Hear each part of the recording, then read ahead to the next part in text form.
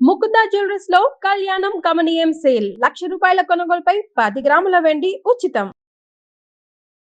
నమస్తే రమగారు. నమస్తే జయ. రమగారు, సాధారణంగా అంటుంటారు దిక్కు లేని వాడికి దేవుడే దిక్కని. అంటే ఎలాంటి ఆసరా లేని వాడిని ఆ దేవుడే కాపాడతాడని కదా. అది నిజంగా ప్రాక్టికల్గా సాధ్యమా రమగారు? ప్రాక్టికల్గా సాధ్యం కాదు, కానీ మనం ఒక నమ్మికతోటి ఉంటాం చూడు, అప్పుడు సాధ్యం. ఇప్పుడు అమ్మా నాన్న ఉన్న జీవాలే ఉన్నాయా అన్నీ లోకంలో? లేవు కదా. అమ్మా నాన్నలు లేకుండా అమ్మా నాన్న నుంచి తప్పిపోయినవో, బయటికి వెళ్ళిపోయినవో, బలవంతంగా తీసుకెళ్ళిపోబడినవో, ఏదైనా ప్రమాదానికి లోనైనవో జంతుజాలము బతికేస్తుంది, మానవులు బతికేస్తారు. అంతే అంతే. ఏదో ఒక సమస్యలో ఇరుక్కుని పేరెంట్స్ నుంచి సెపరేట్ అయిపోయిన వాళ్ళు, వాళ్ళంతటా వాళ్ళే పారిపోయిన వాళ్ళు, వీళ్ళే వదిలేసిన వాళ్ళు, వీళ్ళు కొట్టుకు చచ్చి పిల్లలు అలోలక్షణాన్ని అఘోరించేవాళ్ళు, వాళ్ళకు కూడా ఏదో ఒక ఆసరా లభిస్తుందమ్మా. ఏదో ఒక రూపంలో వస్తుందంటారా? నారు పోసిన వాడు నీరు పోయకుండా ఉండడు. నాకెవడు చేస్తాడు, నన్ను ఎవడు చూస్తాడు అని ప్రశ్నిస్తూ ఉన్నామనుకో, మనకి ఎవరు దొరకపోవచ్చు, దొరికిన దాన్ని కూడా అది భగవంతుడని మనం నమ్మకపోవచ్చు. మనం నమ్మం. మనకేదో సహాయం వచ్చింది, నేను అదేదో బ్రహ్మాండం పగలదీసా కాబట్టి ఇది వచ్చింది అనుకుంటాం. అది నిజంగా దేవుడని మనం నమ్మలేకపోతాం. కానీ అలా కాకుండా నేను ఎవ్వరికీ ఏ అపకారం చేయలేదు, నాకు రావాల్సిన భగవంతుడు సహాయం చేయనే చేస్తాడు అని ఏ సహాయము ఆశించకుండా తమ దారిన పని తాము చేసుకునే వాళ్ళని వెనకాల ఒక చెట్టు నీడ కాపాడుతూనే ఉంటుంది. దేవుడు సహాయం ఖచ్చితంగా చేస్తాడు నాకు ఏదో ఒక రూపంలో, ఇవాళ చేయకపోతే రేపు, రేపు కాకపోతే ఎల్లుండి అని నమ్మేవాడికి సహాయం లభిస్తుంది. తిరగబడేవాడికి కూడా లభిస్తుందమ్మా. మన చూడు, సహాయం అంటే ఏమిటి? ఏదో ప్రమాణ పగలు తీసి ఒక వస్తువు తీసి ఇవ్వడమా కాదు. నువ్వు తాగడానికి నీళ్లు, నువ్వు తినడానికి తిండి, నువ్వు పీల్చడానికి గాలి, నువ్వు నుంచోడానికి నేల, అంతే, నీడ, ఇవన్నీ కూడా ఎవరో ఇచ్చేవే మనకి. అవునవును. వీటిలలో ఏ ఒక్కటి మనంతటా మనం సంపాదించుకునేవి కాదు. అలా వనగూడి వస్తాయి మన దగ్గర. ఇవన్నీ నువ్వు సంపాదించుకుంటావు. తిండి నీళ్లు సంపాదించుకోవాలి, మరి గాలి అది సంపాదించుకోమే. అది మనం సంపాదించుకోం, ఉంటుంది సహజంగా. అది సహజంగా ప్రకృతిలో ఉంటుంది. నీకు ఎన్నాళ్ళు ఊపిరిలుంటే అన్నాళ్ళు నీ వంతు ఊపిరి నీకు ఇస్తూనే ఉంటాడు భగవంతుడు, నువ్వు ఎంత చేసుకొస్తే అంత. అవునా కాదా? ఇది మెట్ట వేదాంతంగా తోస్తుంది. సరిగ్గాను మనం ఆలోచిస్తే, మనం గట్టిగా ఆలోచిస్తే, ప్రాణాయామాల్లో ఒక విధానం ఇది. నువ్వు ప్రాణాయామాన్ని కూర్చున్నావు, నీకు ఏ సహాయము లభించట్లేదు, నిన్ను ప్రజలు అర్థం చేసుకోవట్లేదు అనిపిస్తోంది నీకు, ఒక్క 5 నిమిషాలు ఆలోచించు. చిన్నప్పటి నుంచి నీకు ఎన్నిసార్లు హెల్ప్ లభించింది, ఎన్నిసార్లు నువ్వు హెల్ప్లెస్గా ఉన్నప్పుడు ఎవరో ఒకళ్ళు వచ్చి నీ పక్కన నుంచున్నారో గుర్తు చేసుకుంటే నువ్వు లెక్క పెట్టలేవు తెలుసా, ప్రతివాడును. అదేవిధంగా లెక్కపెట్టు, నువ్వు ఎన్నిసార్లు సహాయం చేసావు నీకే తెలుస్తుంది. అప్పుడు నువ్వు ఎవ్వరికీ ఏ సహాయమూ చేయలే, అయినా దేవుడు నీకు గాలి ఇస్తూనే ఉన్నాడు. ప్రపంచానికి నువ్వే మేలు చేయలేవు, ఓ మొక్క పెట్టావు, ఓ బావి దవల, ఓ ఎవరికి సహాయం చేయలే, అయినా నీ వంతు గాలి, నీకు కావలసిన నీడ భగవంతుడు ఇస్తూనే ఉన్నాడు. అవునండి. ఇలా ఆలోచిస్తే ఎంత బాగుంటుందో. ఒక చిన్న చందమామ కథ ఉంది, సాధు రక్షణ అని. భగవంతుడు సాధువుల్ని రక్షిస్తాడు, ఎవ్వరికీ ఏ కీడు చెయ్యని వాళ్ళని. వాళ్ళ కర్మవశాత్తు ఏదైనా ప్రమాదానికి లోటైనా అతను లాగుతాడు బయటికి. వాళ్ళ చిన్న కథ చాలా బాగుంటుంది, పిల్లలకి తప్పకుండా చెప్పాలి. మనం కూడా మన గుండెల మీద మనం చెయ్యేసుకుని, మనం ఎవ్వరికీ ఏ కీడు చేయలేదు.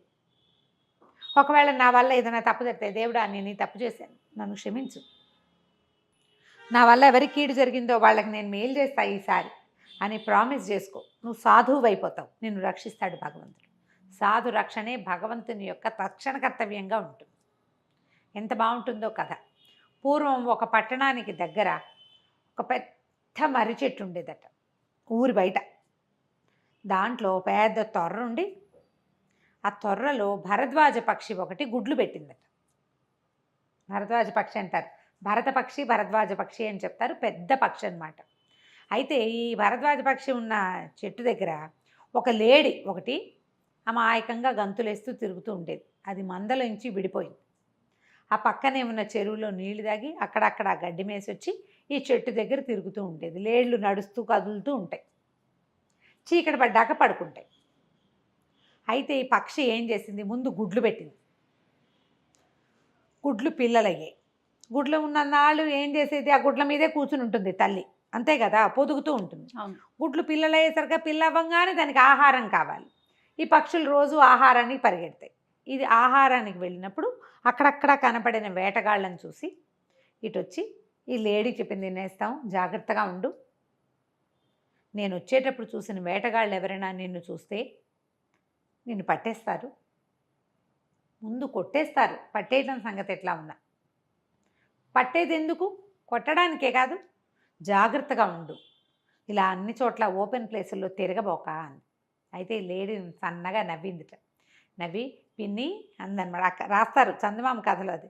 చాలా సంతోషం, నువ్వు ఎంత బాగానో చెప్పావు, అయినా నేను ఎవరిని ఏం చేశానని ఎవరైనా నన్నేం చేస్తారు, దేవుడు చూడ్డు, సాధురక్షణే కదా దేవుడు చేసే పని, నేను ఎవరిని ఏమీ చేయను, ఎవరు నన్ను అలా ఏం చేయరు, పర్వాలేదులే, నువ్వు ధైర్యంగా ఉండను. ఆ భరద్వాజ పక్షి ఈ పిచ్చి లేడి కూనను చూసి జాలి పడుతూ మెల్లిగా త్వరలోకి వెళ్ళిపోయింది. ఆ పక్కన ఉన్న పొదలో ఒక పాము ఉంది, అది వికవికా నవ్విందిట. ఆ పక్క ఇంకో తేలు కూర్చుందిట.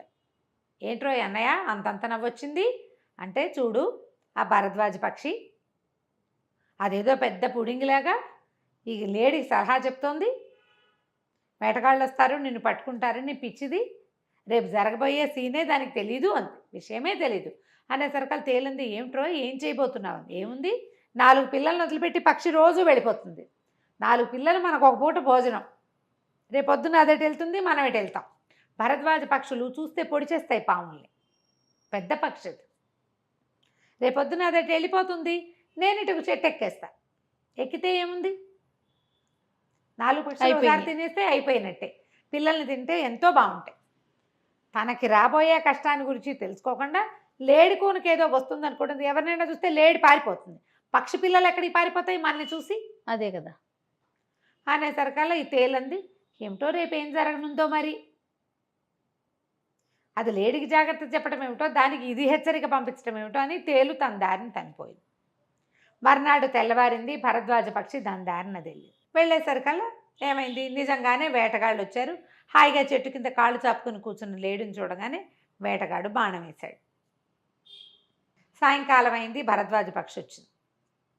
ఈ లేడి వెంటనే లేచి, పిన్ని పిన్ని నువ్వు చెప్పినట్టే వచ్చారమ్మా వీళ్ళు వేటగాళ్ళు, పెద్ద బాణం వేశాడు కానీ నాకు తగల్లా, ఏమైందో నాకు తెలీదు, వాడు పారిపోయాడు, బాణం ఎట్టిపోయిందో అని అనగానే, అమ్మో బాణం నా పక్షి పిల్లలు తగిలిందేమో అని భరద్వాజ పక్షి ఒక్క పరుగున తొర్ర దగ్గరికి పరిగెత్తింది. పరిగెడితే ఏముంది, ఆ తొర్రకి పక్కన చెట్టు మొదలకి గుచ్చుకుని ఇంత పెద్ద పడగ విప్పిన పాము, దాని పడగలుంచి నాటుకున్న బాణము కనపడ్డాయి. ఏం జరిగింది అంటే, వేటగాడు వచ్చాడు, ఆ దారే పోతున్న తేలు ఇతను ఇట్లా గురిపెట్టంగానే వాడి మీద తేలు మీద వేశాడు, అది కాటేసింది.